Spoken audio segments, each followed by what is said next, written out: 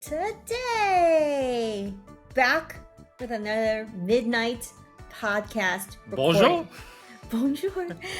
Today we're going to be talking about our final thoughts on Donkey Kong Bananza before the game launches, and we finally get to play it. I'm getting excited. Are you excited? It's almost surreal that this game is coming out in a week. Like, I know.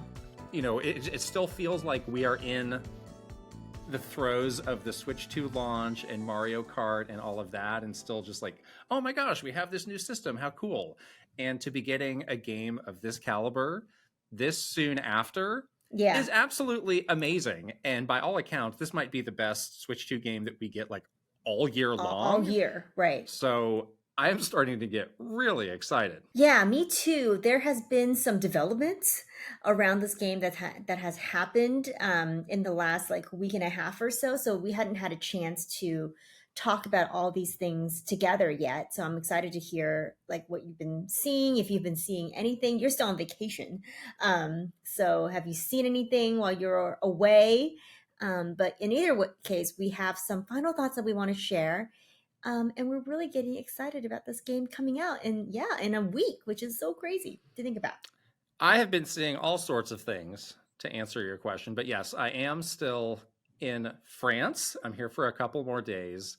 I'm currently in the Brittany region, and I'm here for a little bit more. Yesterday, I just had such an incredible day yesterday. I visited Mont Saint-Michel, which is this incredible landmark that I had wanted to go to for years.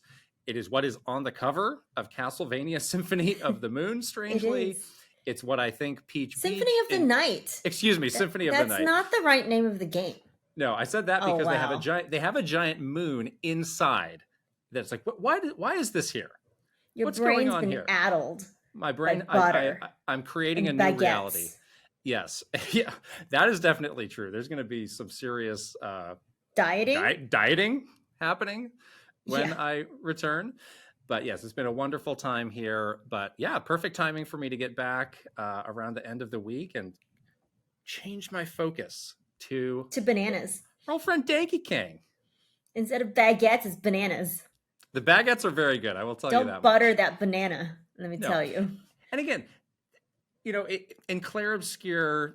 And so first of all, I am definitely recreating that Clair Obscur look for Halloween. I am the region I'm in now is the region where you get those black and white striped shirts. Like that is the like everywhere you go. It's like, oh, get this shirt. Did you buy a souvenir beret? Get a beret. I can't buy that hair. I can't be seen buying that hair. You really shouldn't have any business. You really shouldn't be buying a stripy shirt either. But again, this idea of like, oh, you don't just see people walking around with baguettes. Yes, you do. You absolutely do. This is a commonplace occurrence. People just walking around, take a hunk off of this baguette, eat it. It's delicious. Do it. Enjoy life. Yes. So good. Why would you not? The bread tastes so good. No. You absolutely should be carrying it around. It's delicious. Yes. Very happy that you're having a great time. You've been sharing some lovely photos. You also did a really fun behind the scenes where you like took us around where you are in France right now and showed the good people on patreon.com/Kit Krysta the amazing Mont Saint-Michel. And it was just so cool. Like we've had some really fun behind the scenes because you've been showing us your vacation. So that's really cool. I did. Normally our behind the scenes is us in the studios kind of talking about what's going on and what videos we have coming up. But the last couple of weeks, since we've been doing things a little bit differently, you did a wonderful cooking video. I did. I was in my kitchen. And then I did a little mini travelogue, to Mont Saint-Michel yesterday. So those are Patreon exclusive if you want to check those out. But yeah, it's been fun to do something a little bit different with those. So much fun.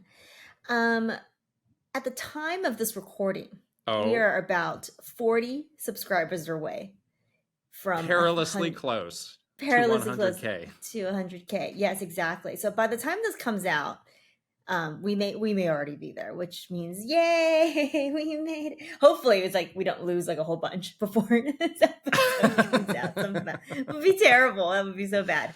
But no, that's what we always said. When you hit the milestone, wait a beat before you put out the celebratory whatever, because then people can unsubscribe, and then you're like, oh wait.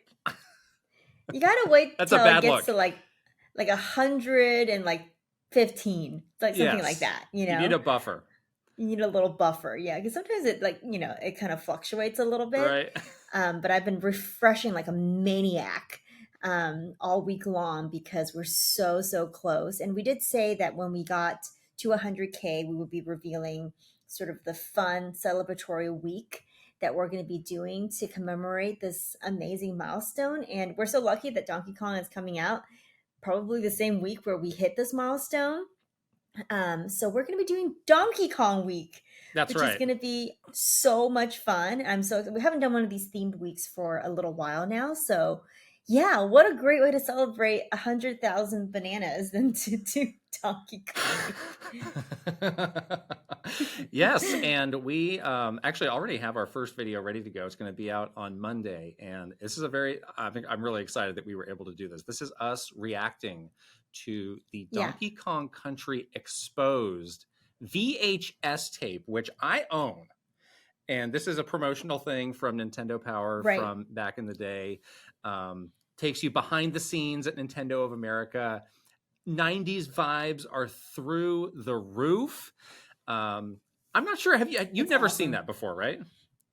Yes. So we have a full reaction to I've that never coming seen that Monday. before. And Perfect start to Donkey Kong Week. it's so cool because there's a lot of people in that video that we know personally. We worked with them when we were at Nintendo. They're not that young anymore, obviously, because it's been like a long time, but they're still at Nintendo. And it's so crazy because you see their joyful, youthful, innocent little faces, and you're like, oh, that was a different time. You're a different That is person an now. underrated But detail of like, so oh cool yeah, that there's we so and so. actually, He's still there. There's so and so, and we will call them all yeah, out when we go exactly. through the video. So that's I what's know. starting So good. Donkey Kong Week. But stay tuned for the rest of Yes. the entire schedule. Yeah, our 100K celebration continues with our Switch 2 giveaway, kindly donated by our final boss, Aaron Hash. And that runs through July 18th. So there's still time for you to enter for a chance to win. And we have all the entry details on our Twitter and some of our other social channels. But yeah, hope you guys enter for a chance to win. It is the Mario Kart bundle. So if you still want a Switch 2, we are giving one away. So that's a fun way to celebrate the community. Yeah, yeah. You have been busy with some videos that you have been posting of yourself exclusively. Please tell us about them. Yes, you're not here, so I have to run the show solo. But I do have a few videos.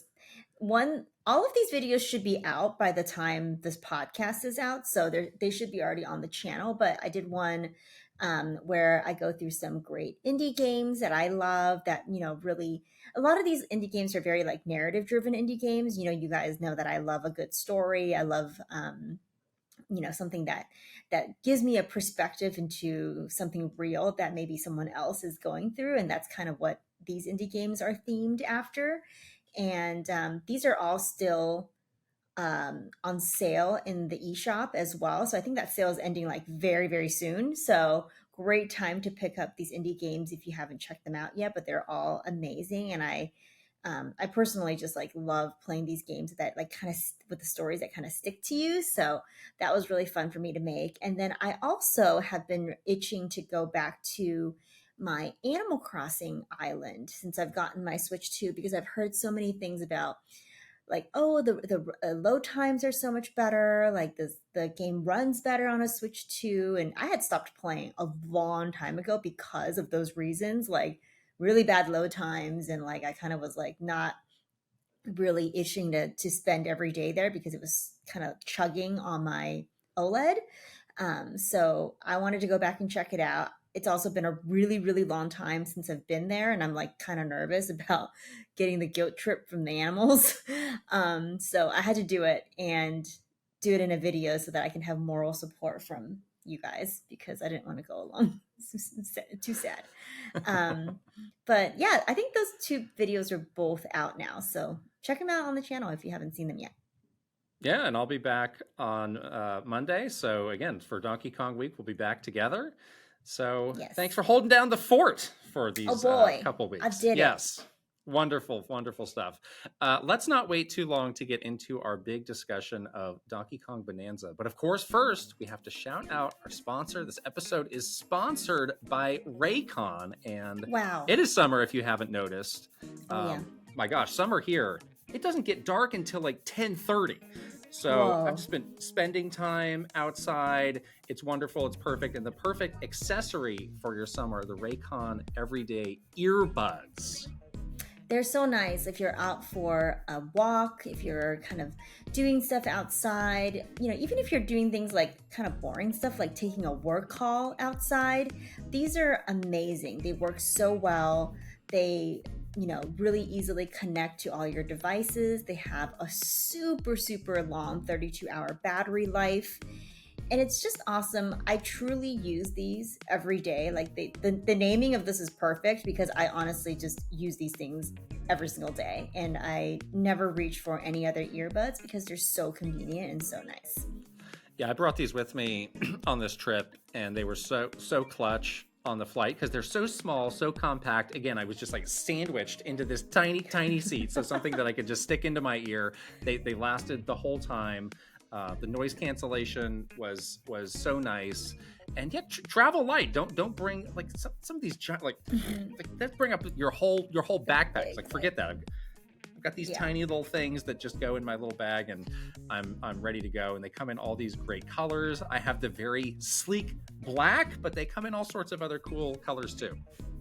The blush violet is my favorite color. Oh. It's like this lavendery purple color. They also have a forest green one that's really nice for summer.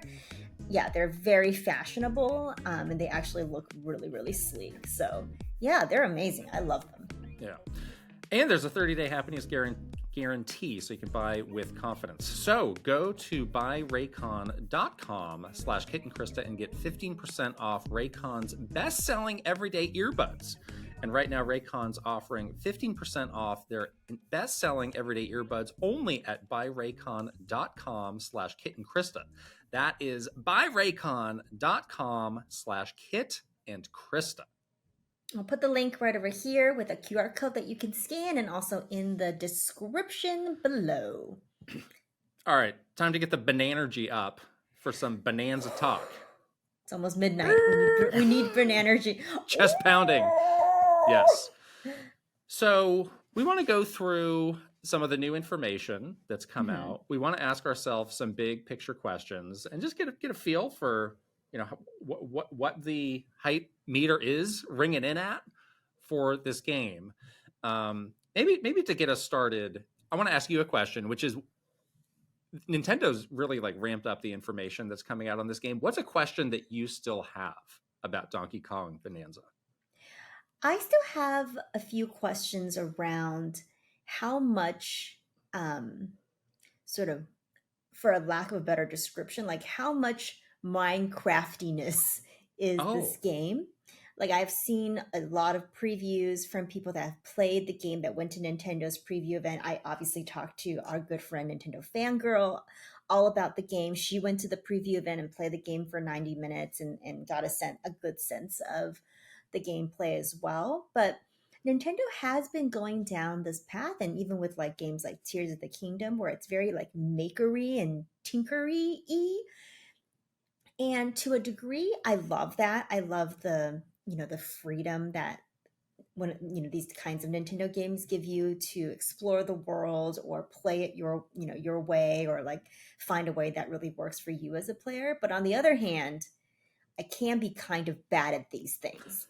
Like what happened to me with Tears of the Kingdom, where I was just dumb and I could not figure out the physics of all the stuff. And I always felt bad when people were doing these amazing things in Tears of the Kingdom, and I was just too stupid to do it.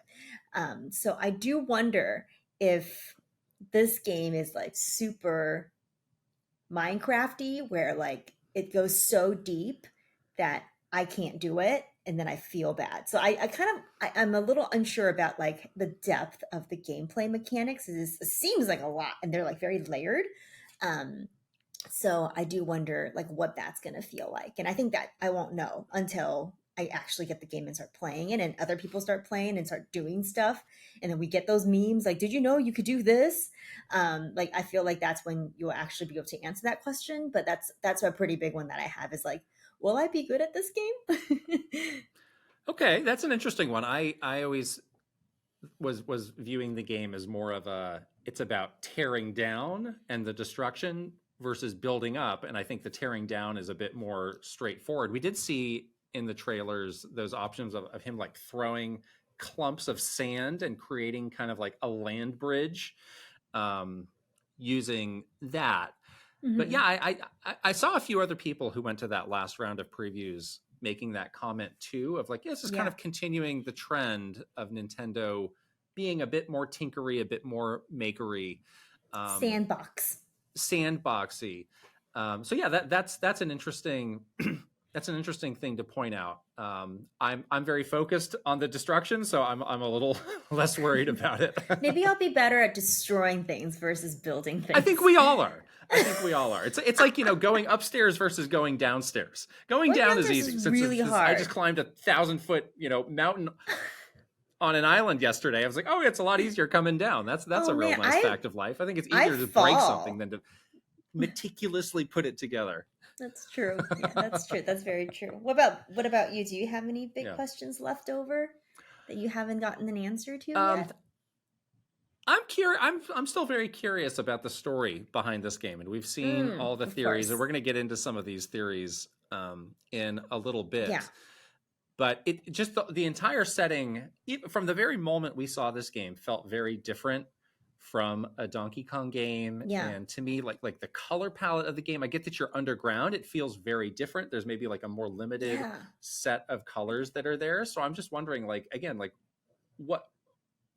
how is Donkey Kong finding himself in this setting? I mean, we kind of know, but I really am curious about the details. And this is not, a 100-hour RPG. So my expectations are definitely in check about how the story is going to be told and how much story detail we're going to get. But it's just kind of, the key beats of the setup. I'm very curious about that and how they kind of landed on that, because it's definitely not, if I was making a Donkey Kong game, this is not the story or the setting that I probably would have chosen. So I'm like, oh wow, what a unique approach for them to take. Right. It's true. It's very like unlike the jungle setting that we normally find Donkey Kong in, like even more like that island sort of setting. This is like so different from that. Like, yeah, you do get sort of maybe where they were going, because there's like mine carts or some kind of mining theme in classic Donkey Kong games. So it's interesting that they took that specific direction. And obviously with the introduction of this teenage Pauline, like that just opens the door for so many possibilities and questions. And yeah, I can't wait to find out about like Pauline and Donkey Kong's like friendship and all of those little character things about the two of them. So that's definitely something that's not really like a big question, but just something I'm pretty excited about. Okay. I'm going to try and predict now the thing about the game that you are the most excited about. And you can tell me if I am correct. Okay. I think it's the musical element of this game, because you've been very excited about Pauline. It's so true. And at a certain point, I kind of went out on a limb, and I was like, do you see yourself as Pauline? It's like, do you kind of see a parallel between you and her? Again, you're both very small. I guess you have that in common.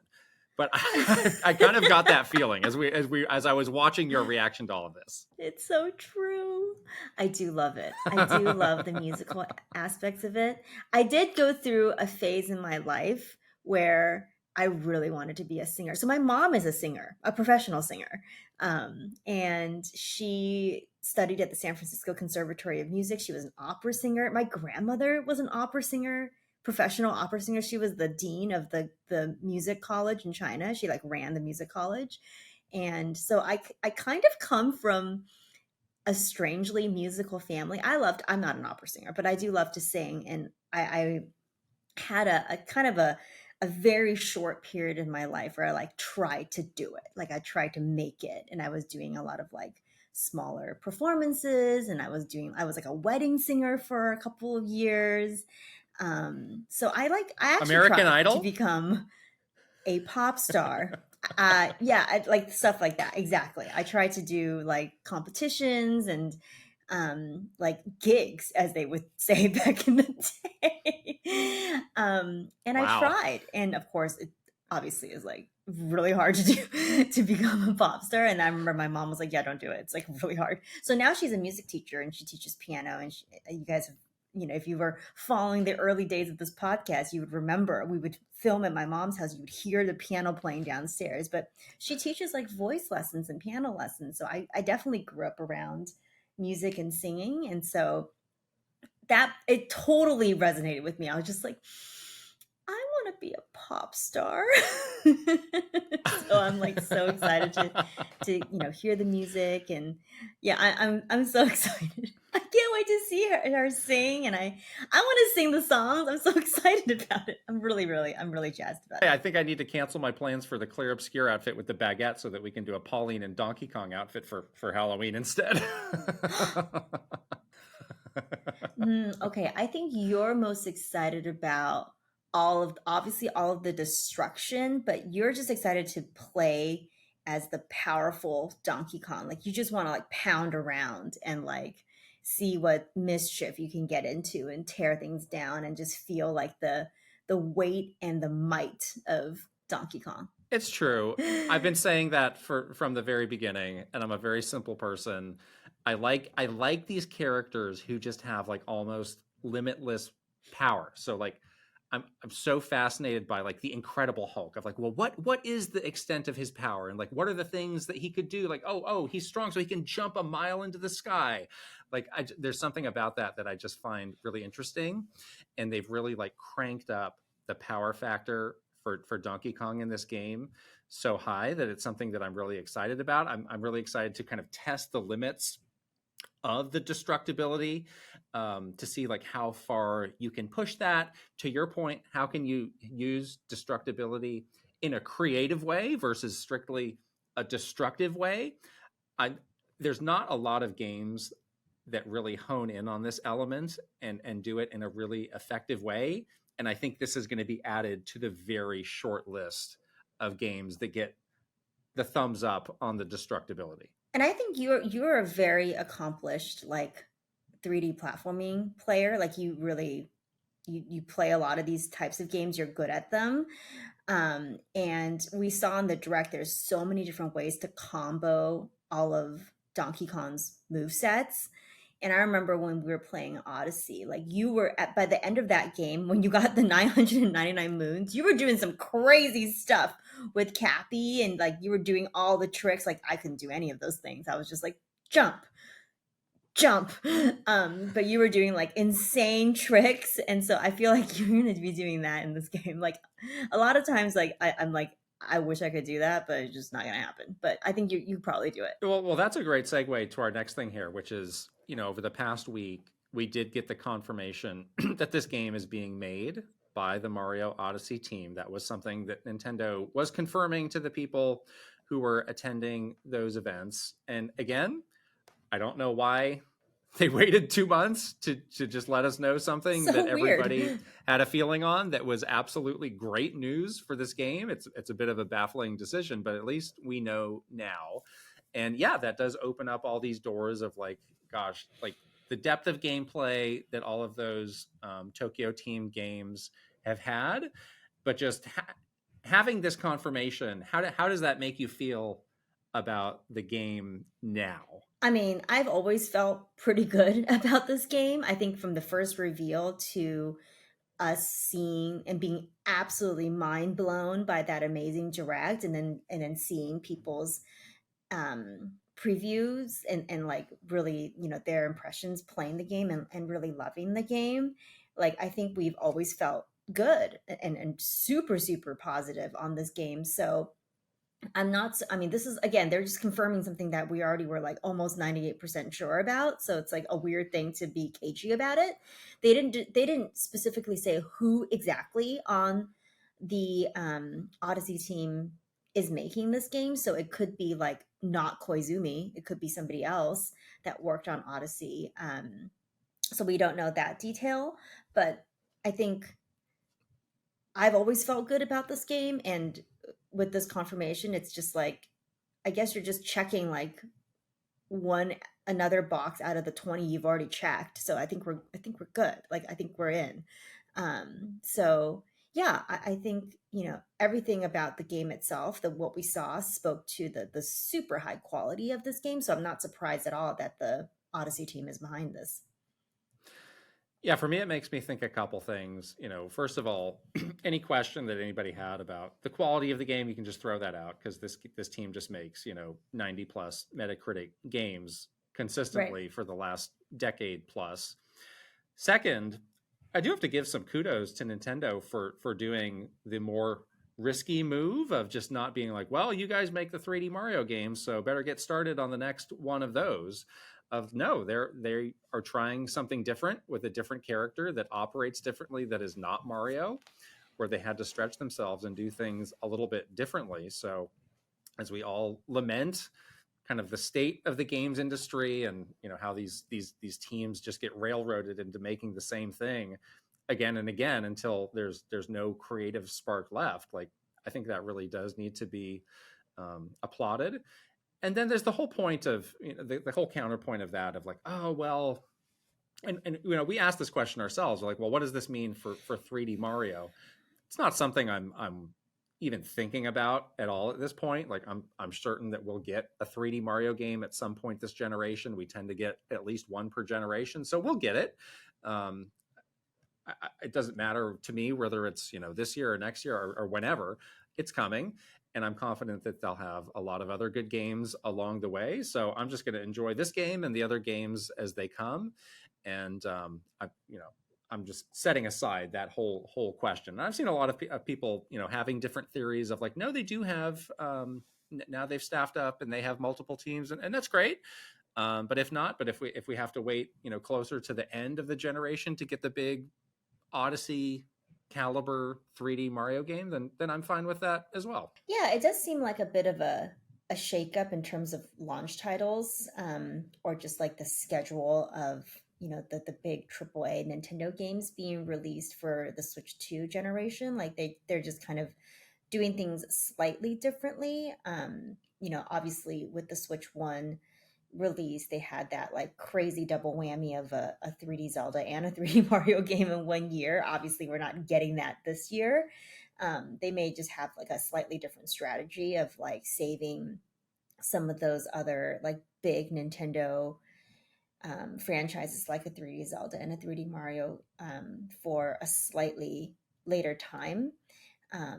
And from everything that we've seen of this Donkey Kong game, I don't think that, the game is so good that I don't think you're really going to lament not having a 3D Mario game. I think you're going to have a lot of fun playing this game, and you're going to be playing this game for a long time, and it's going to be really satisfying to play this game. So I don't think we're going to be like, oh, I'm really missing. This is really a gap that they need to fill. I don't think that's going to be the reaction. So I'm also in the same camp as you, where I just feel like, yeah, this game is going to be fantastic, and it's going to like scratch the itch that we all have for like a really great narrative driven, like super tight gameplay 3D platformer. And we don't need to worry about when that Mario game comes. It will come, but we're not going to be like missing it because this game is so great.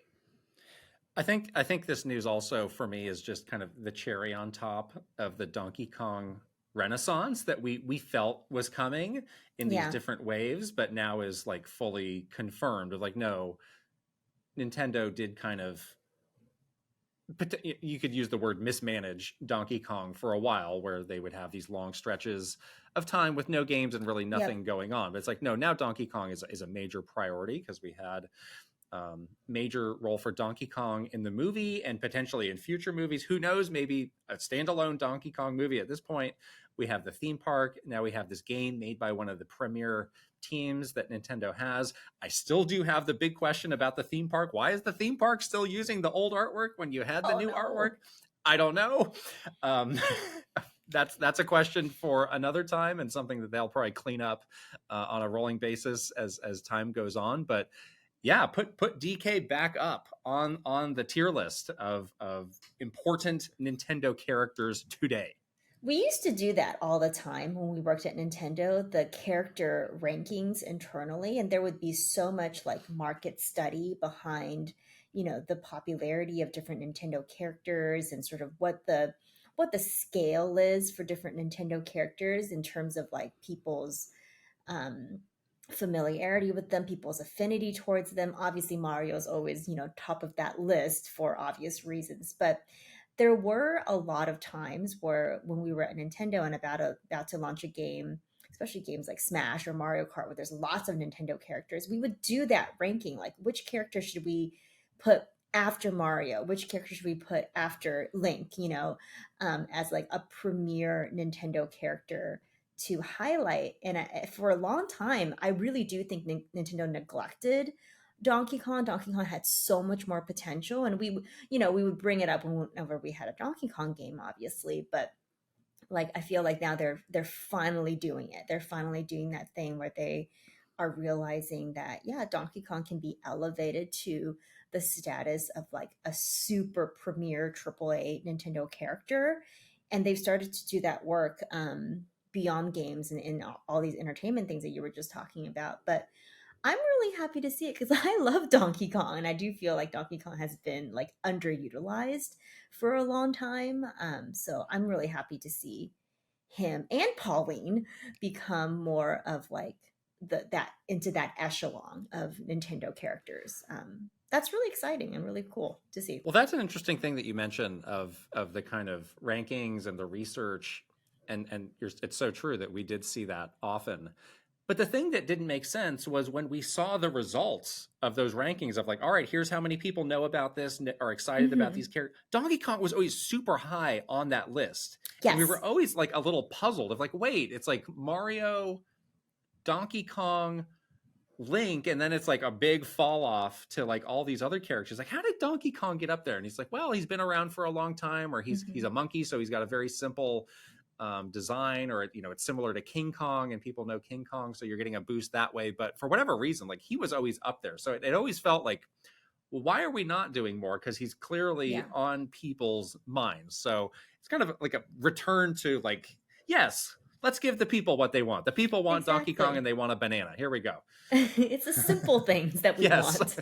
Yeah, Donkey Kong would oftentimes rank much higher than like Luigi and Princess Peach. Like I worked on all of that when we did Smash. That was like a huge deal because we had so many characters. We had to like prioritize like what is the top five that we would feature in marketing. And there was like a lot of research behind. They would do like focus groups and all sorts of stuff to get to those answers.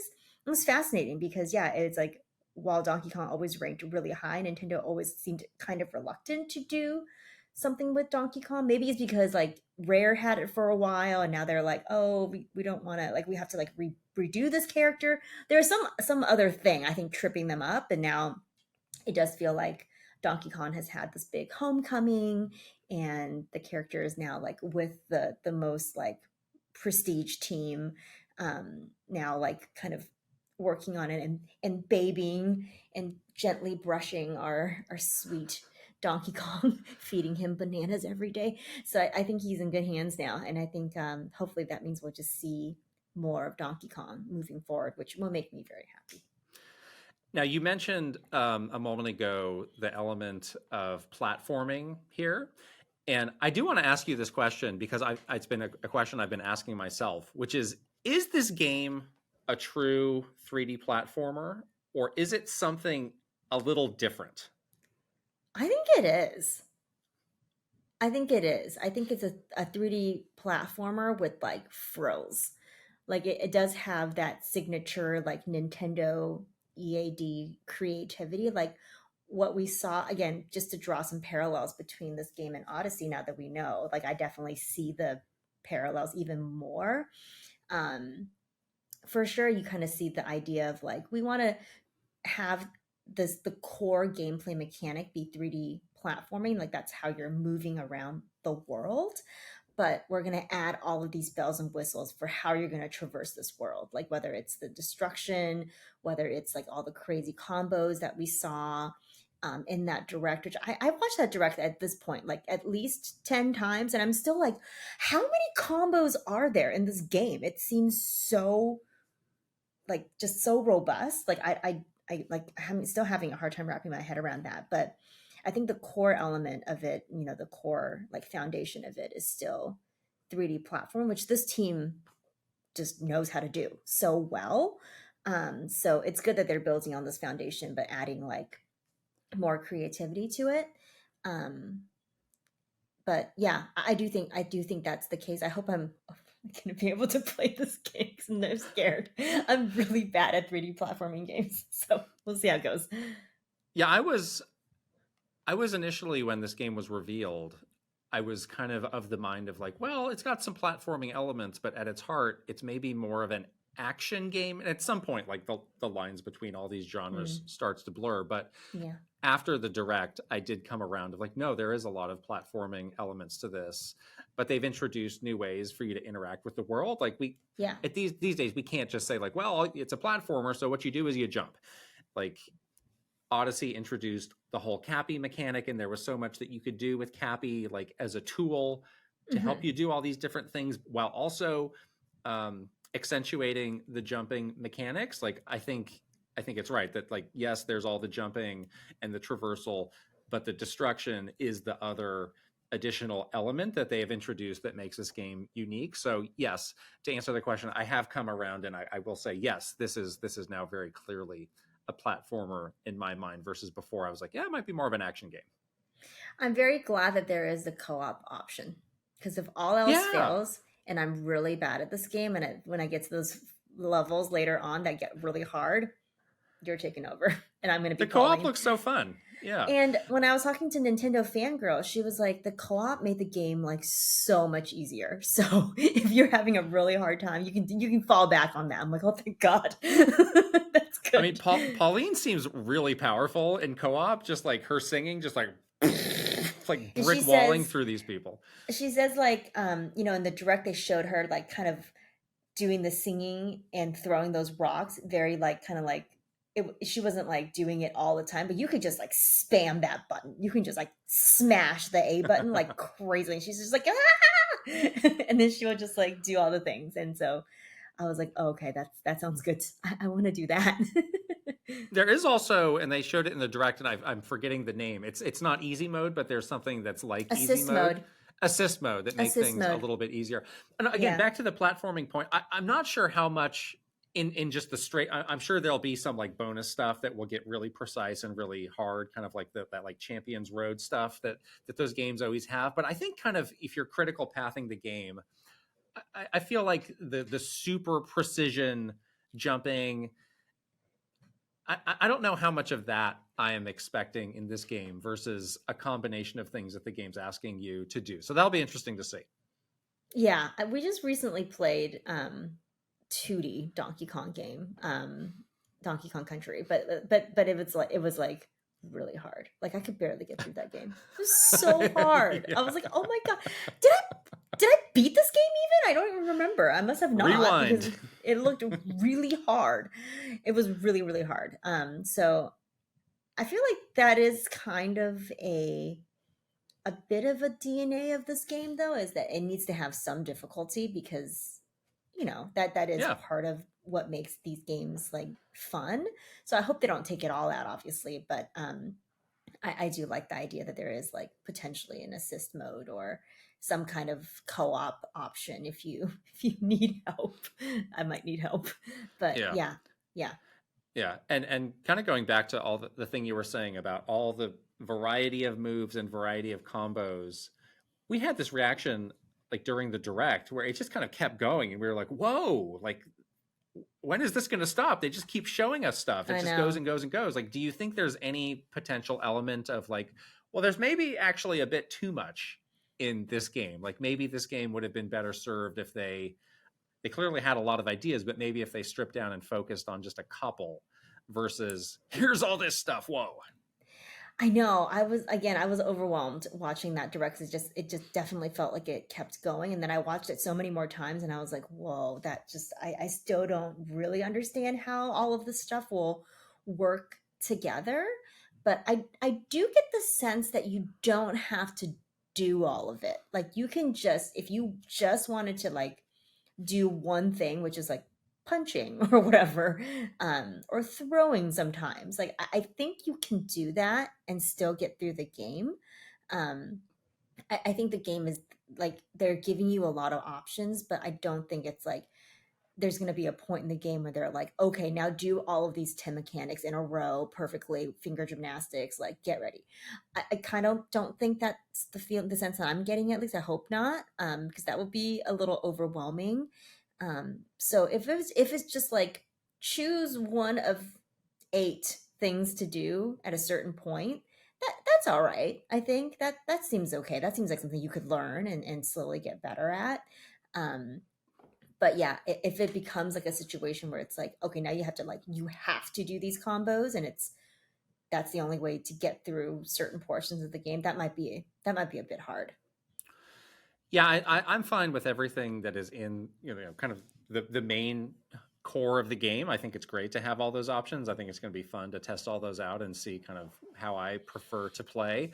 I think the moment in the direct where I was like, all right, maybe we've gone too far is that little side mode where you're like chiseling rocks and like painting rocks. And it's like, all right, it's Oh, nice the that artist mode? yeah, so it's like, yeah, it's nice that they threw this in, but I don't think I'm going to be really spending a lot of time here. I don't need to look at what other people are making. Because we already know what they're going to We make, know and it's what they're gonna disgusting. make. Yucky bananas. Again, this is the way to skirt the censors. It's a banana. Oh no. Yeah, it's a banana. That's all you got to say. Anyway, Big moving on. banana energy. we must move on. So, from what we've seen, the Void Company are kind of the key villains that we've seen so far. Are you satisfied with them as villains, though? I don't know. I don't know them well enough yet. They certainly seem to have some personality. They look very strange, and they have a very specific look. Um, it is always interesting when they introduce like brand new characters or whatever, because it's like you can totally go both ways, because it's like if you don't introduce any brand new characters, then you're kind of like, well, you didn't really, like, you're not innovating or whatever. But then when they do, people are like, I hate this. It does kind of remind me of those terrible bunnies The from Odyssey. Brutals. Yes, I did not like them. Did you like the Brutals? I feel the exact same way. I think there's like such a straight line between the Brutals and the Void Company. And I'm going to just come out and say, I am not satisfied with Void Company as the Yeah. main enemy. I refuse to believe that they are the big bads of this game. I think whether it's K. Rool or somebody else, I think there's something, a surface above them that we will not find out until this game That's gotta be a releases. big surprise. Exactly. There's just something about them that's not, I don't know. It's not intimidating enough. It's not powerful enough. It's not enough of a good adversary for DK from what I've seen so far. So they're fine as the little like underling henchman types, but no, there's something more waiting for us after They that. do have a sort of like underling henchman energy, I will say, like the kind of like middle manager, like corporate middle manager kind of feeling. So yeah, I can be convinced that there's something more, but Odyssey never had, well, actually, never mind. I don't want to spoil Odyssey for Excuse me. No, forget it. Erase what I said from your memory if you didn't play this game yet. Anyhow, so yeah, there could be some surprises, I think, in there still. But yeah, I did not like the Brutals, and if it's the Odyssey team, it does feel like they like to do sort of like miniony, like just out of left field, not from current villain type characters. So, well, we will see, but I don't want to get my hopes up in case they really are just those guys. Yes. So we might have some theories about a K. Rool. Yeah. Theories of what you've seen, story theories. I want to take a Mhm. beat and talk about those, since you are the one of us who is more invested in story. What are you personally buying as far as any story theories or lore theories that you have seen? I really do like this prequel theory a lot.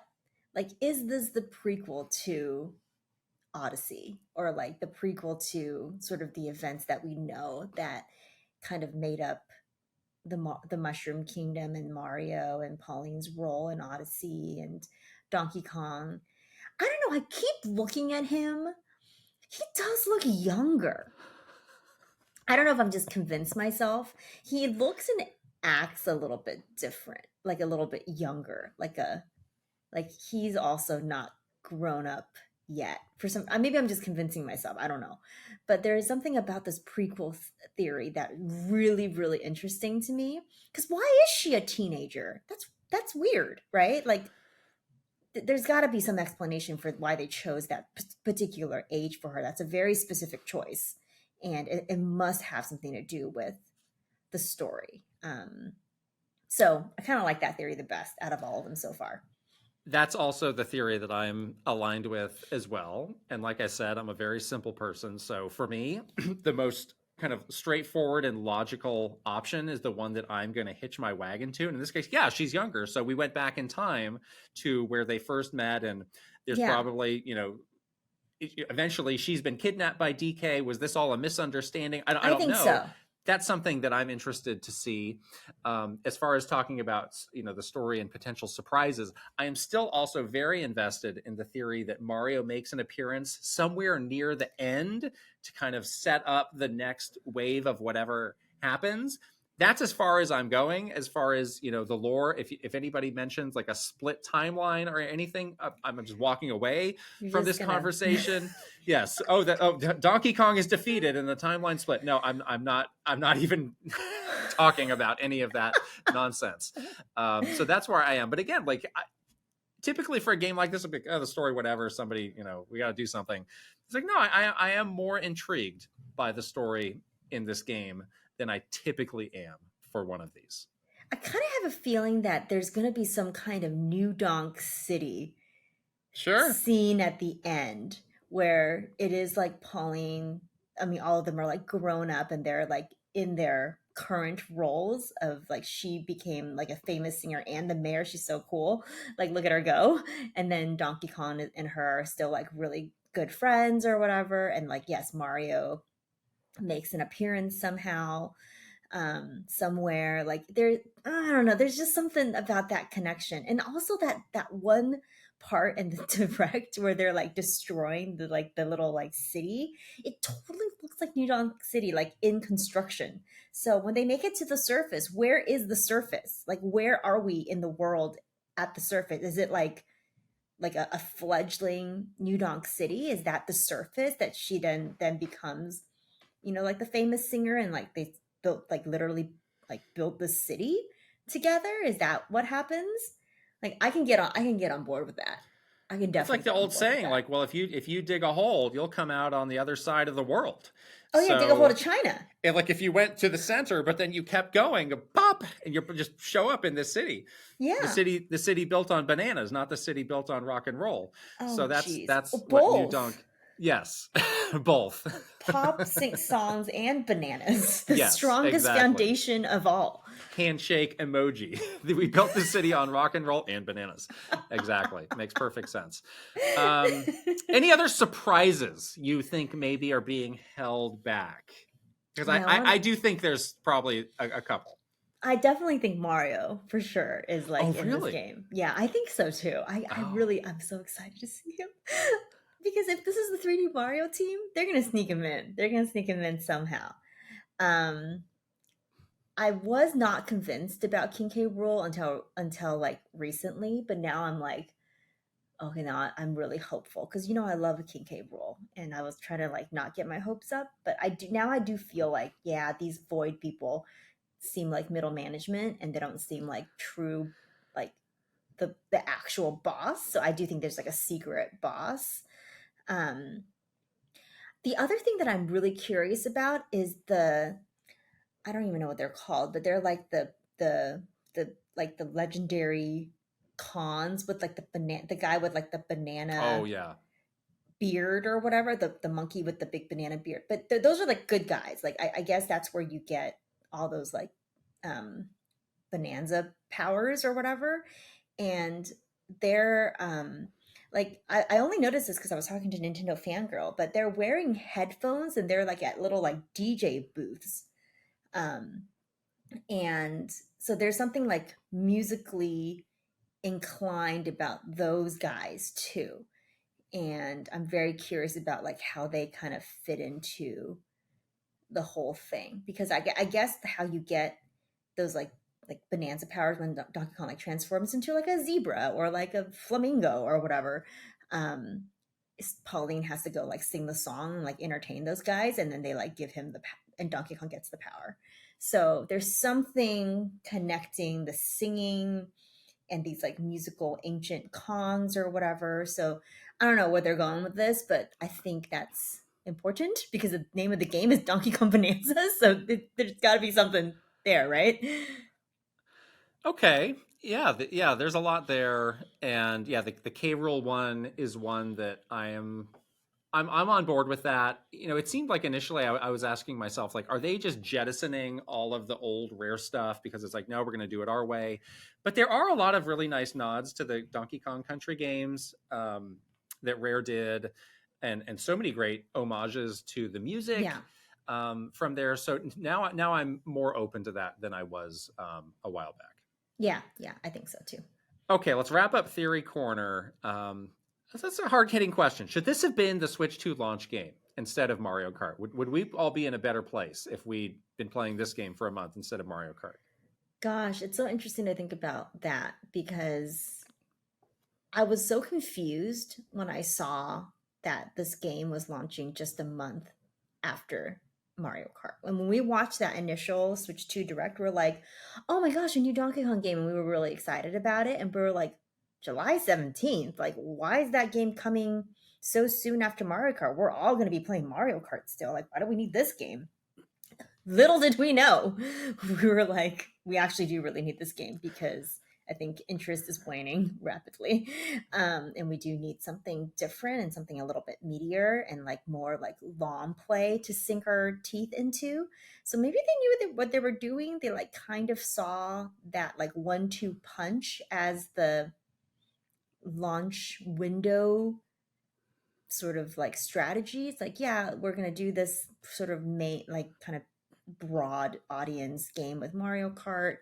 And then Donkey Kong, we're still not like completely sure about this character in this game because we haven't done a proper Donkey Kong game like in so long. So maybe they were trying to like hedge their bets a little bit.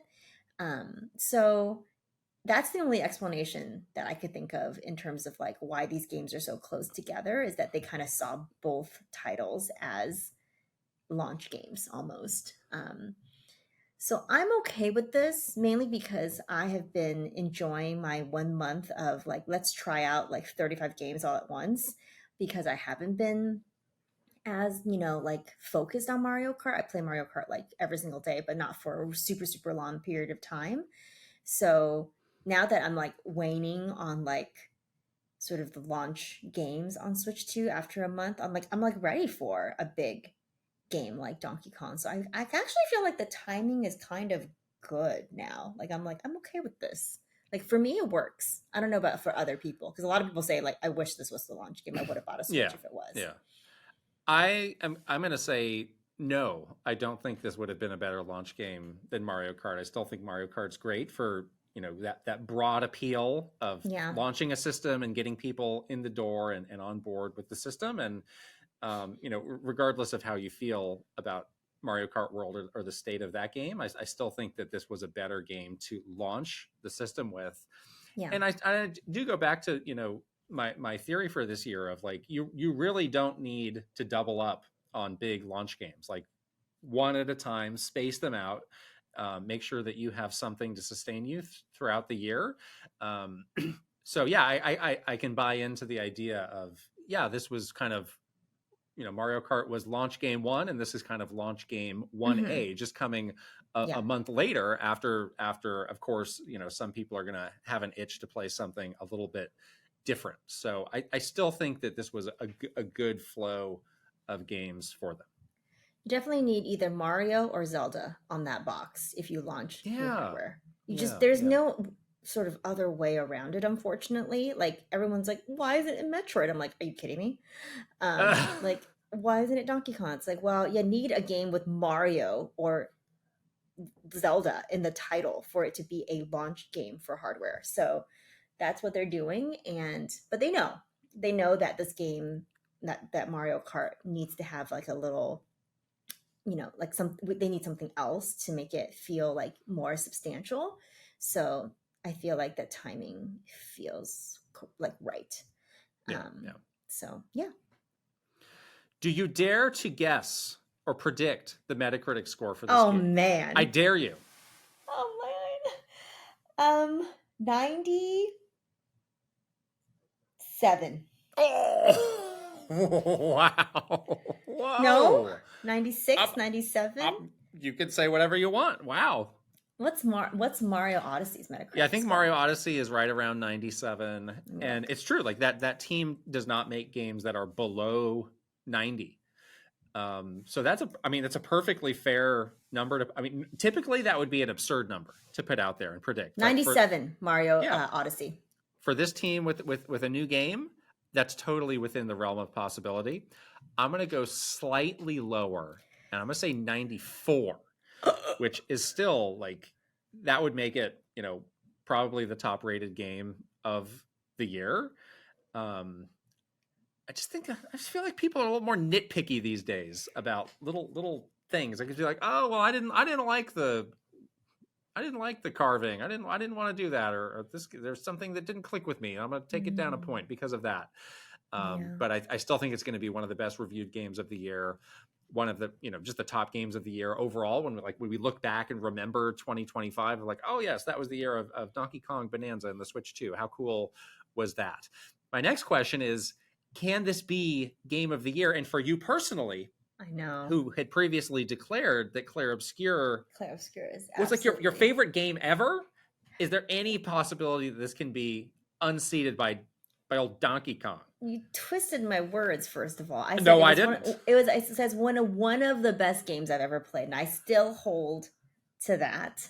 It's definitely in like the top, 3 games that I've ever played. 5, 3, 1. The top 20. Just kidding. I know when I was like, there's no game that can top Clair Obscur. Like, there's absolutely no way. And I was looking at the launch calendar for the rest of the year. I'm like, there's no way. There's no Nintendo game that could ever topple, Clair Obscura. And then I watched the Donkey Kong Direct, and I was like, uh-oh. I know. I think there's a shot. Like, if this game is anything like Super Mario Odyssey, which was my game of the year that year, like, there's something. I mean, it's such a different game. It's like comparing apples and oranges, for sure. Or bananas and baguettes. So they're so different. But yeah, I think this game just feels like it can absolutely be GOTY contender, and that's pretty. I don't know. That came out to surprise me, because I didn't really feel that way until I saw that direct. So yeah, I think it definitely can be. I think it's going to come down to, the person who's making that decision and like the type of games that they want. Like, some people want something that's a bit more mature. Some people are more comfortable putting something like a Donkey Kong there. I think for myself, it's definitely, again, we've yet to play this game, but I think I'm definitely thinking like, yeah, it has the potential. It can do it. For me, it can surpass Clair Obscur, which is a game I absolutely love. That's probably the best game I've played to the year up to this point. Yeah. But I'm kind of ready for this to surpass it. My heart is open.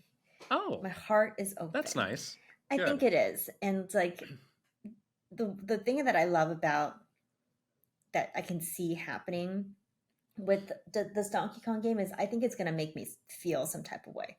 Like, there's something about these Odyssey games, or these games that this team specifically makes, the overwhelming sense of joy that they can give you when you play. Like, even when I was watching that direct, I was like, I just couldn't stop smiling. Like, there was so much, just like, I don't know, there was so much like joy and happiness in the games that they make.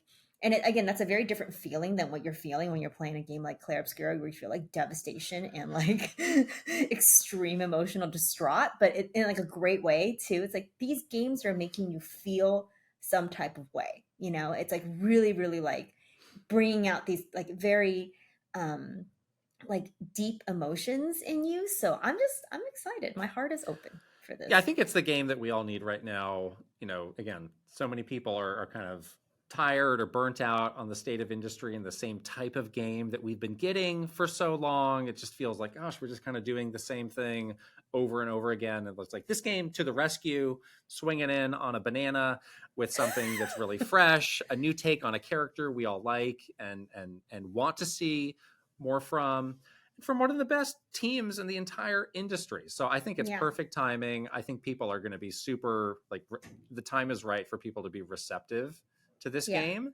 I think it's all lining up really well. Is your hype anything less than a 10 for this game? No, it's 11. Whoa! Two bananas. My Bananery is at an 11. Wow. Yeah. Yes, I'm really pretty much freaking excited. I almost said a bad word. Sorry. It's 1234. 1234. I think I maxed out on hype as well.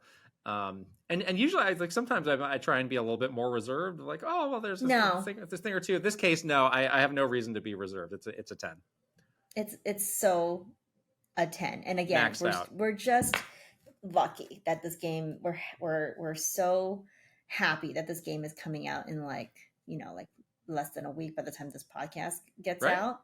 So we don't have to wait very much longer. And I'm so glad that I'm like, oh, thank goodness this is not like a holiday game, because I don't know if I can wait that long to play this game. So it's like, ooh, thank goodness I'll have like a really like spanking new, beautifully like, something that really takes advantage of the Switch 2. I'm gonna dock my Switch for this. That's a big deal coming for, at least for the first like 10 minutes. At least for the first 10 minutes. This is what I did with Tears of the Kingdom. I played for the first like hour in dock, and I was like, oh, I'm good. Go back to bed. I'm ready to cry tears of joy. I'm ready for all of it. I'm ready. Wonderful.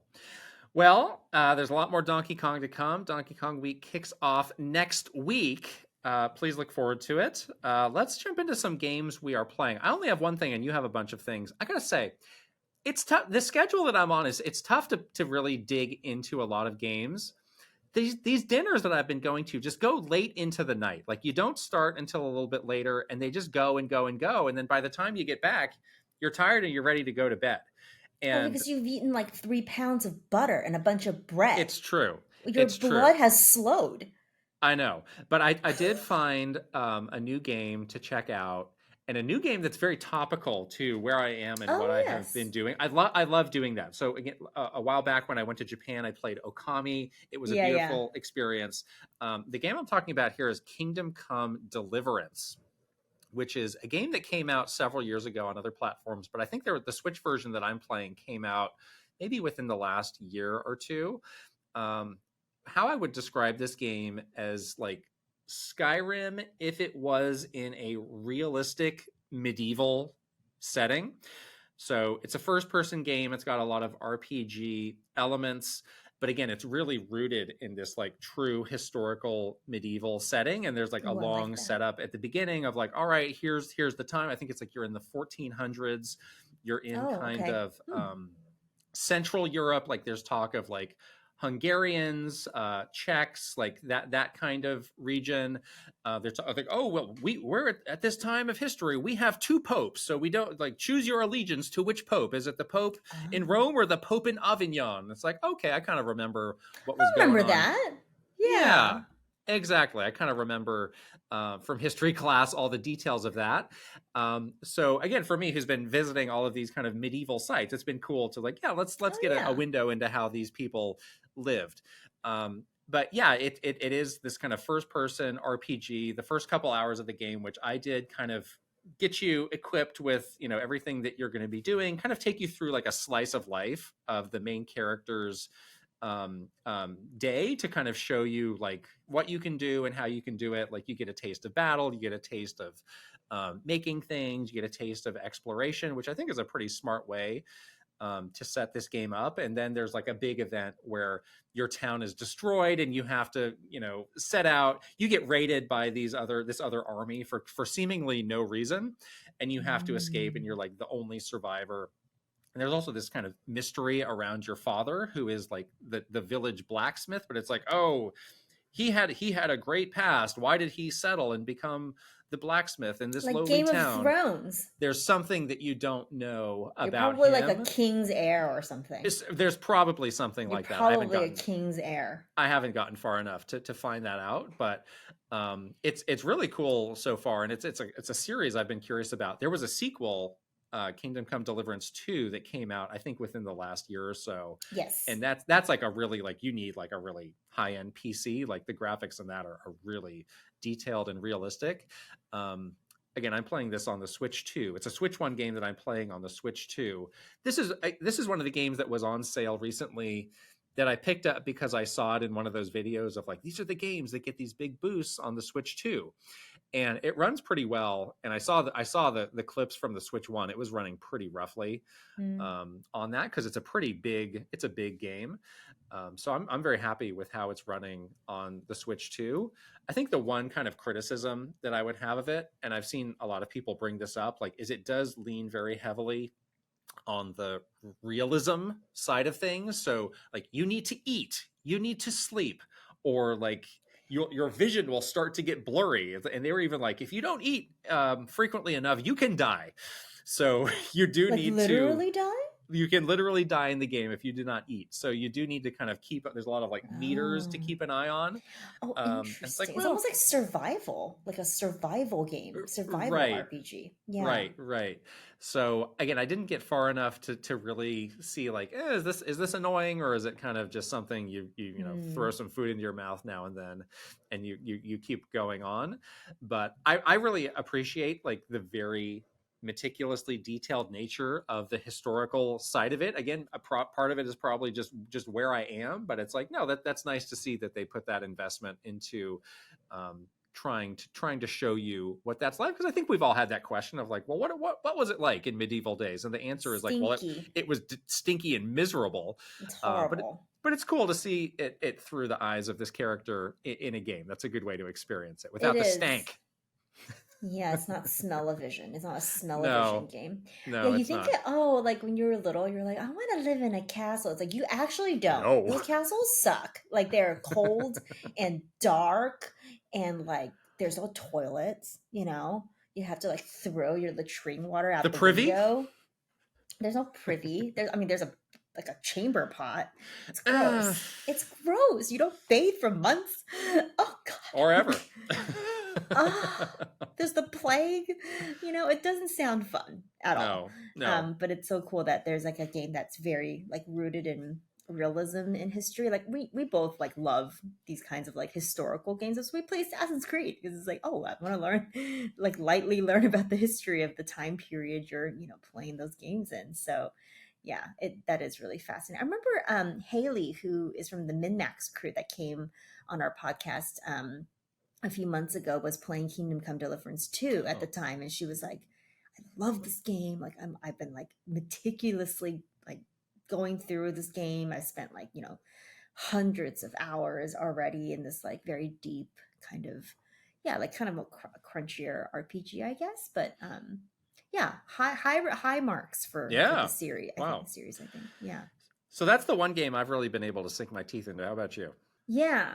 So kind of along the same lines as like a medieval-y kind of game. I still am keeping up with my potion crafting. This game just continues to hit. I don't know. Like, it's just the game loop is really, really good. And now I'm just like uncovering more and more of my potion map and getting more and more like unique potions. And now I have this like other sort of task where I have to rebuild, like in the basement of like my little potion shop that I'm managing, there's like these alchemy machines that are broken, and now I finally unlock the ability to like repair those and make other materials, and those are really hard to craft. Like you have to make basically like a perfect potion for like many perfect potions, and to get like a perfect potion you have to like meticulously map your potion bottle to that recipe and make sure it's like perfectly lined up on the map.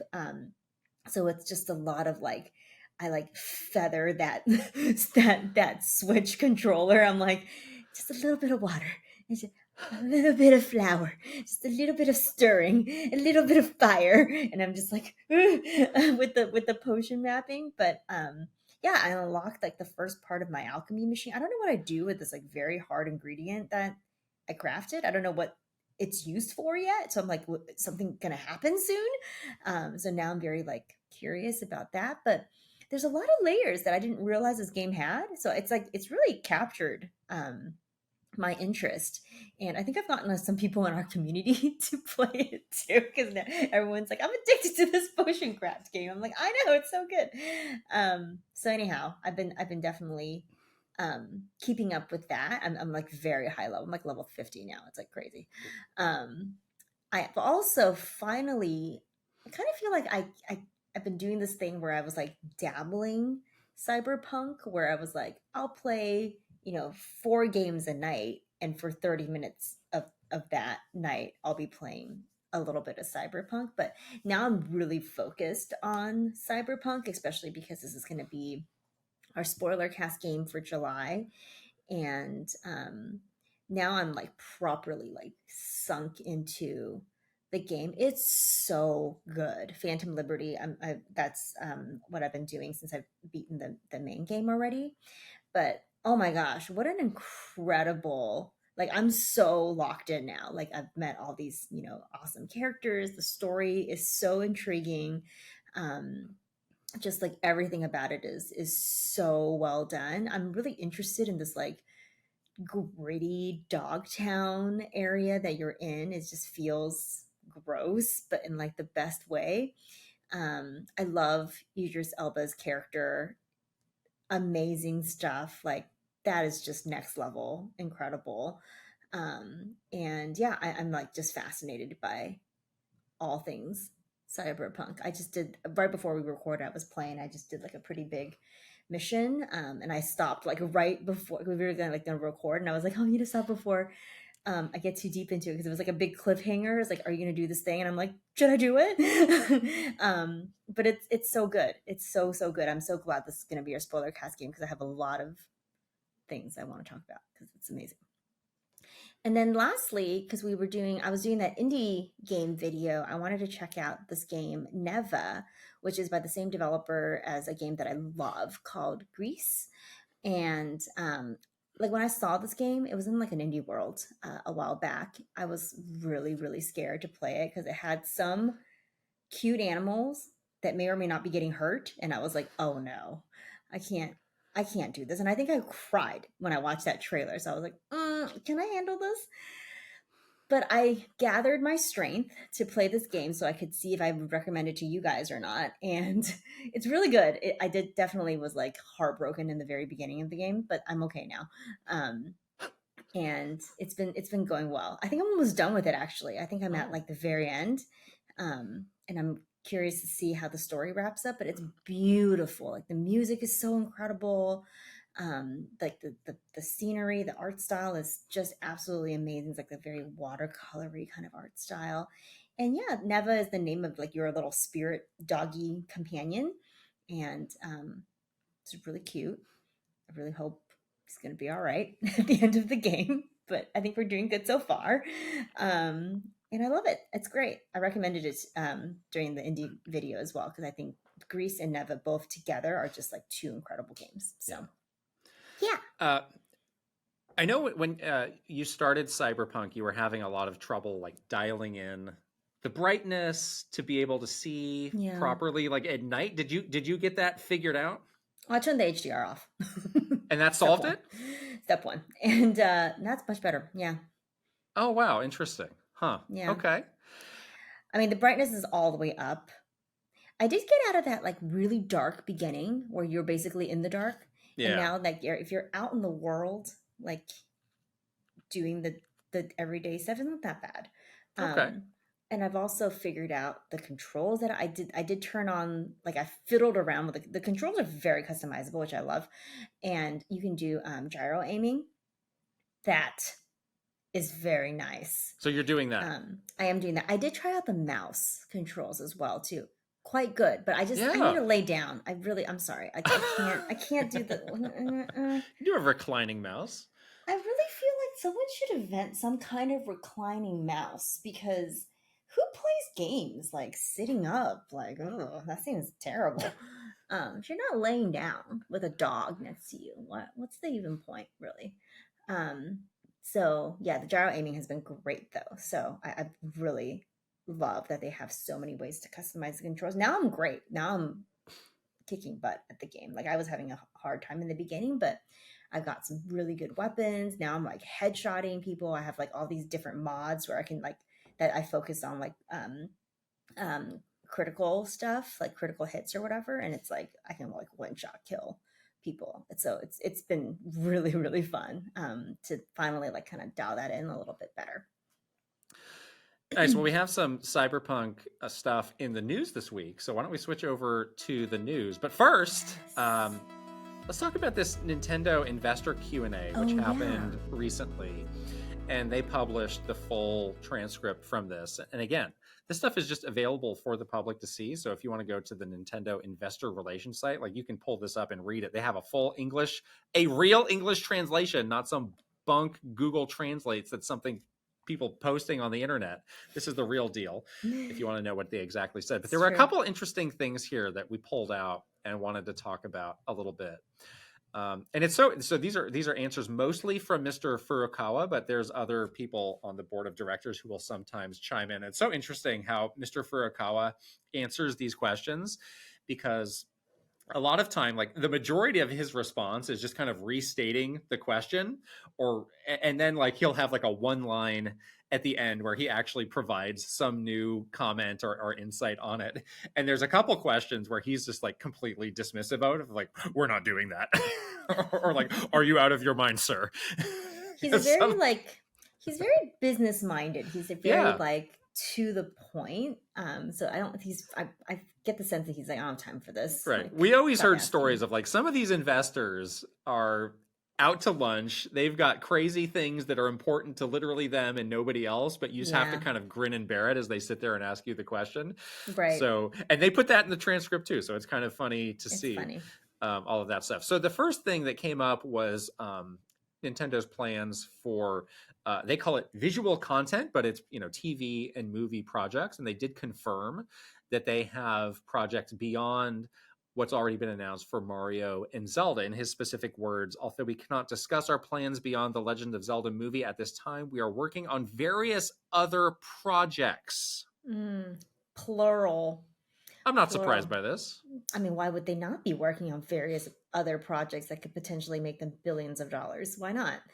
Not surprised at all by this. This is something that, I mean, they literally, spun up a team to do just this. They bought a studio, like, another company that does just this. So obviously they're going to be using those resources. I am excited to see, like, Zelda and Mario are obviously like the obvious first choices for something like this, but there is like that third tier that kind of opens up a lot of possibilities for what that next thing is beyond Mario and Zelda. Is it Metroid? Is it Donkey Kong? Is it Fire Emblem? What is it? There's a lot of opportunities and a lot of options to choose from. So I'd be interested to see what they pick for that like next tier project. Yeah, these questions kind of get more interesting as we go deeper into them. The visual content one was kind of like, we assume so. The next question was around, is the Switch 2 too expensive to get that very important kids audience in the door? And they answered this question by saying, like, well, we think that the price of the Switch 2 is appropriate for what you are getting. And I'll just read this next paragraph from him because I thought it was very interesting. It's true that Switch 2 has a higher price point than our past gaming systems. We are creating various opportunities outside of gaming for young children to engage with Nintendo characters and game worlds, with one of the ultimate goals being that they will eventually play on our gaming systems. We are closely monitoring to what degree the price of the system might become a barrier. Mm-hmm. Didn't we say this exact same thing We did. recently? It's that last sentence here that makes me think that the person asking this question kind of hit on a bit of a tender spot of Yeah. discussion within Nintendo of like, yeah, we actually are slightly worried about this as well, and this is the path Yes. that we chose to go down, but we are keeping a very close eye on this and might have some things in our back pocket to put out there if things are not going well. Better get that Switch 2 Lite ready to go. No, I'm not kidding.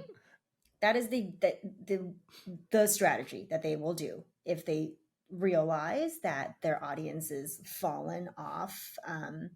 Because right now we talk about this a lot. It's like they're very focused on like the easiest audience to get, which is all of us. We're like the super engaged Nintendo fan, and they're all of us probably have purchased a Switch 2 or will purchase a Switch 2 by the end of this year.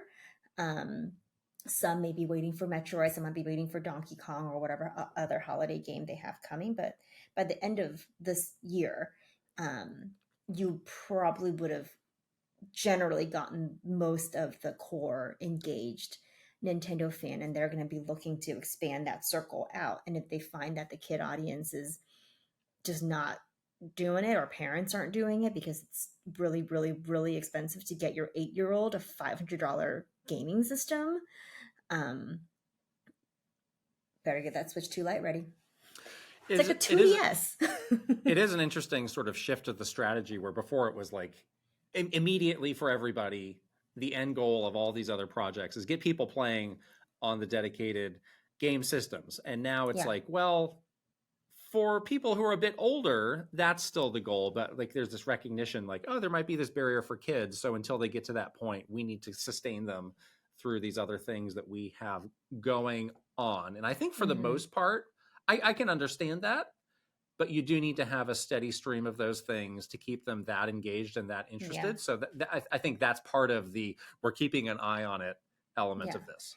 Yeah. When we were leaving Nintendo, that kid audience became the most important audience for Nintendo to market to, like beyond any other audience. Like when we were, there was a period of time when Animal Crossing, for example, where like the most important audience was women, to get more women into the Nintendo ecosystem. And now as we were leaving, it became the kids audience. And I was like, thank God I'm leaving, because I do not want to do this job. Marketing to kids is so incredibly difficult to do. Like it is almost impossible. And there is no way to track it because you can't capture data from young kids. Like that's just like not possible. And like these kids are weird. Like who knows what the heck they like? And it's just like the most difficult job for a marketer is to market to kids. And so I was like, thank God, see you later. I'm not doing this. So they got their work cut out for them for sure. And I do get the sense of like tension with this last sentence, because they know how difficult it is to sustain and to capture that audience. And I don't think they've really figured it out yet for this generation at all. So should be fun to watch and see. Last thing we pulled out of here was a question around just acknowledging that games these days are very expensive to make, take a long time to make, and how is Nintendo managing the risk? And they do acknowledge, like, yeah, it's true. This is a high-risk business, and it's never been more high risk than it is now. But Furukawa did say that they are devising ways to maintain their, quote, traditional approach to creating games. And they also talked a lot about how they believe strongly that you can make high-quality games with a short development period, without a huge monetary investment. And that's one of their solutions to this problem, which I think is really fascinating. Yeah, I mean, I think they've always known this. Honestly, they do so much better than other big publishers on making sure they have a scalability in terms of the development cycles and the budgets and things like that with different games. And so it's good that there continues to be a focus and recognition of that. So I think that's good, and maybe, just maybe, their little variable pricing stuff will actually make sense because they are, having this more broad scale of different types of games and different scale and length of development and cost and investments and things like that. So we shall see. Only time will tell, but it's good that they've acknowledged that this is a focus area for them. Yeah, I think we can see like some of the games that fit this plan. Like last year, Echoes of Wisdom, I think, is like, hey, look, we can make a Zelda game that's still really high quality, but it's not going to break the bank, and it's not going to take us the 8 years that it took us to make Tears of the Kingdom. And I think looking at a game, you look at the games that are announced for Switch 2, and I think there's a couple of them that even fall into this category. The one that I was thinking about is Splatoon Raiders. And I was like, yeah, that has, the full Splatoon presentation, but it seems from the very limited information we have, it seems to have a pretty tight focus. And also, a good purpose for bringing kind of a non-multiplayer experience to Splatoon fans. So I think, as more games get announced for the Switch 2, this is just something we can keep in the back of our minds and see, like, how is this one of these games, or is this one where they are breaking the bank and going all out? Well, it depends on how much we pay for it. That too. Hopefully they'll price it in a way. Like, how much is Splatoon Raiders going to cost? It's probably not an $80 game, hopefully. No.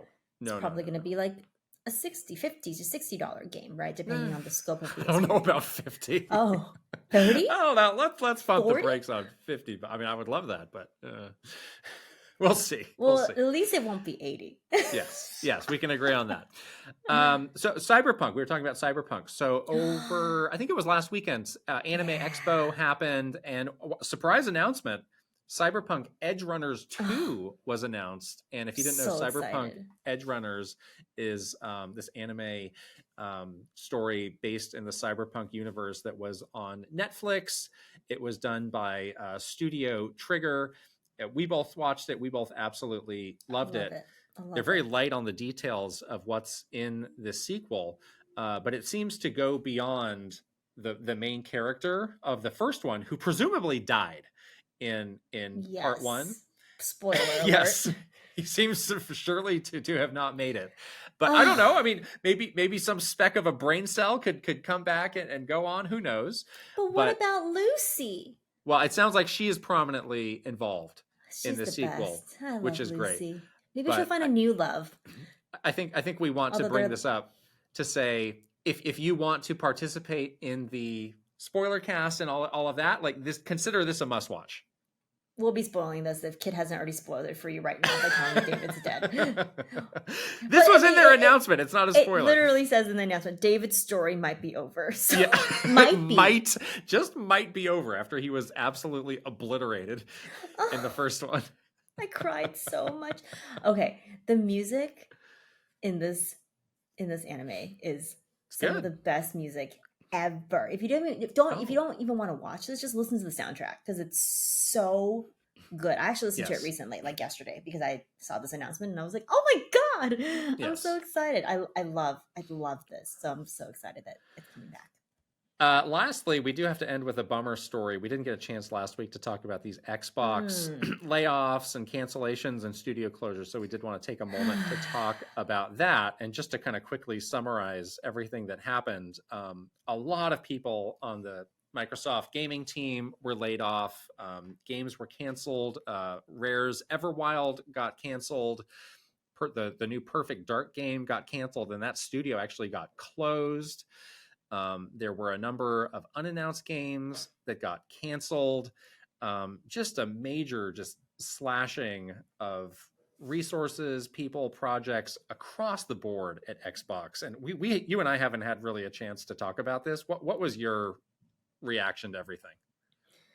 I just feel like that sort of the game side is just getting the squeeze, like the vice grip squeeze from the rest of Microsoft. And I have seen some other stories that sort of were pointing to, resources and budgets are being diverted from their games business to fund their AI business, which is gross.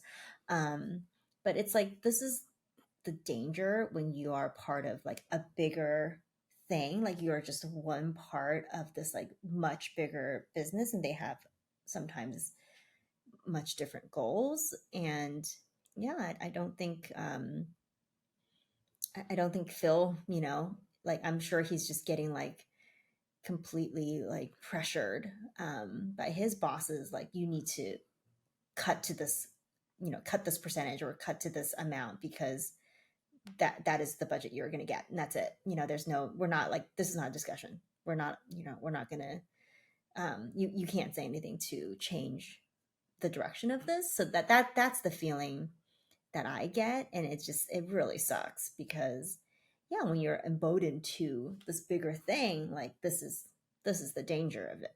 Yeah, it just feels like they're so far under the corporate thumb that they really have no recourse, and very little independence anymore in what's going on. It's like you need to align with what overall Microsoft is doing. And that's the danger of these things that are kind of smaller initiatives within a bigger company, is like, well, sometimes the bigger company is going to be going in a different direction that's not going to work so well for them. It's been okay for Sony because PlayStation became such a big part of the overall Sony business, but that never really happened with Microsoft. And people did point out, like, well, Xbox is growing. They're finally starting to see some positive growth in areas that are profitable. But other people pointed out, like, Microsoft is growing so fast now with this kind of AI push that they're making.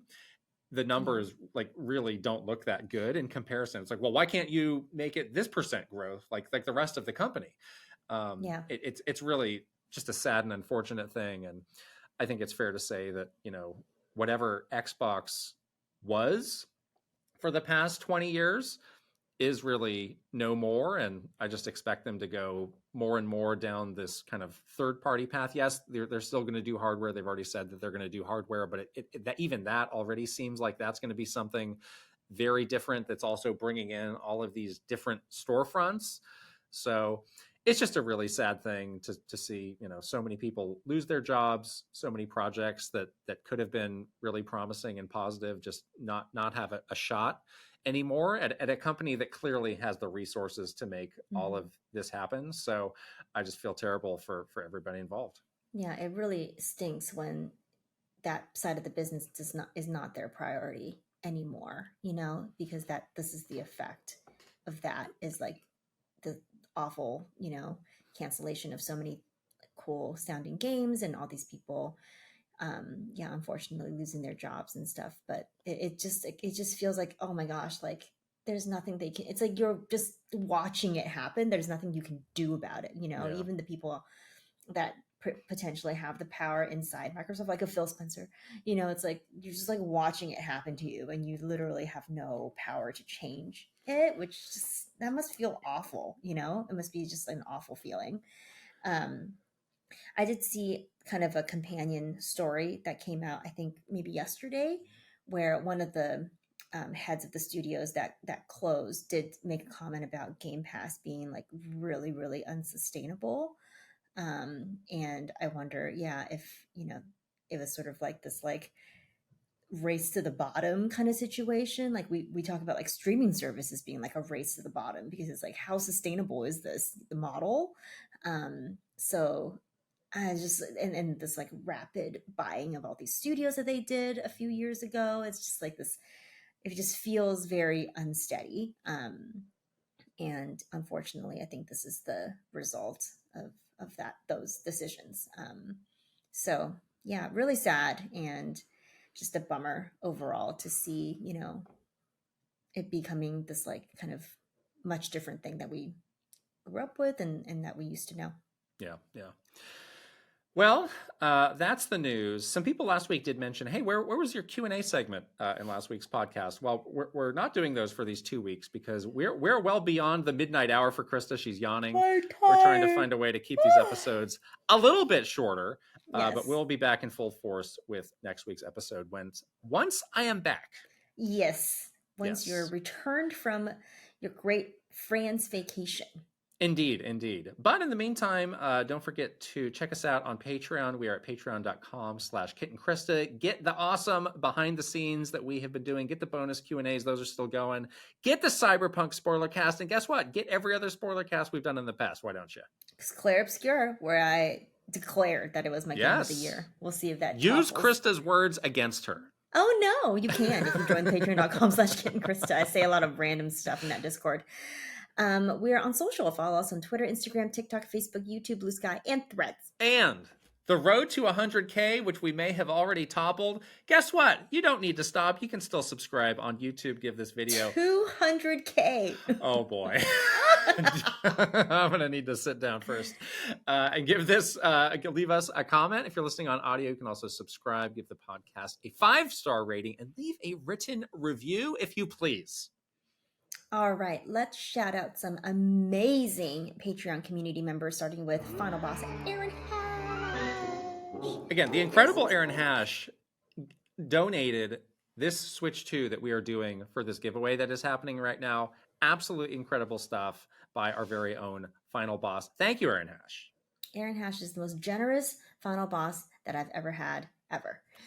Okay, superstars. I'm going to do a chunk, and then you're going to do a chunk. All Are right. you ready? Here we go. Ben Eichhorn, Maru Mayhem, Eigenverse, Kiss My Flapjack, Mike Chin, Roy Eschke, Switching It Up _ VGM Life, Link, the Hero of Wins, Angela Bycroft, Thomas O'Rourke, Kyle LaBeouf, Roberto Nieves, Frederick Ulf Conradson. Take it away. All right, we got Andrew Uhas, Chili, Simon, Krishuri, Master Discord, Ash, Ajay Kundlis, 40 Gig, Travis Torline, Echo Ladair, That's So Linnell, MSM Poke Gamer, Cameron, R. Burns, Igami, Kit 10K, Adrian, and Nathan Clover. Yay! And we're going to go for the One Up Club graduation service. I will do a chunk, and you will do a chunk. A. Ron Burgundy, AdCool 2000, Aldo, Ale Alejandro. Oh, wait. Ale Alejandro and Alejandro, oh boy. Roz Kaborigo. Oh, I'm so sorry. Alex Blackwelder. I'm sorry. Allie, Andy Peachy, Andy Robinson, Angel Aid, Aristu, Astral Void, Astro Dev, Atticus Hogbin, Awesome 46, Axel, B No, Bad at Smash, Bad Moon Arising, Barnstorm, Bates, Benji B, Big and Gamer with a Y, Brad SF56, Brandon Kavapel, Brent Dennison, Brian Decker, Brovac Novak, Brewstash, Bucky Flores, Callsign Forte, Cashew, Chadir, Chelly Squirrel, Chicken, Chris Fisher, Crispysaurus, Christina, Christopher Lay, Colleen Finnegan, Cosmic Titan 718, Captain Alex, C. Roper 17, Dog DeLeo, Dallas E, Daniel S, Dogson, Delving with Dilford, Devi P, Doinko, Dre, Eccentric Tony, L. Hugo, Elite Peach, Esparts 50, Furbound, Fernie and Just Forever, Fox Deploy, Gamer Nerd 78, Gamers Like Anime, Garf the Wolf, Gartooth, Jeremy, Jin Wolf, Guilty Phoenix 42, Handheld Gamer, Happy Sloth, I May Have Made a Mistake, Iris Marin, It's Your Boy J Hov, Ivette, J Rando, Jameson Eisenberg, James, Jason Ball 34, Joe Encarnacion, Joel, John Diaz, Jonathan Rowe, John Calm Boy, Jordan Hemmerly, Joseph Gunther, Joshua Clements, Judy Fruit, Justin Lemminger, J Wolf, Callan CPU 57, Kawa 2796, Kevin Delane, Kevin Marino, Kilo Kibo, Klefki to My Heart, Christopia Party With Me, KS3261, Kyle Gamer Barry Rookie, Kyle 325, Kyle Kretzer, Kyle R. Smith,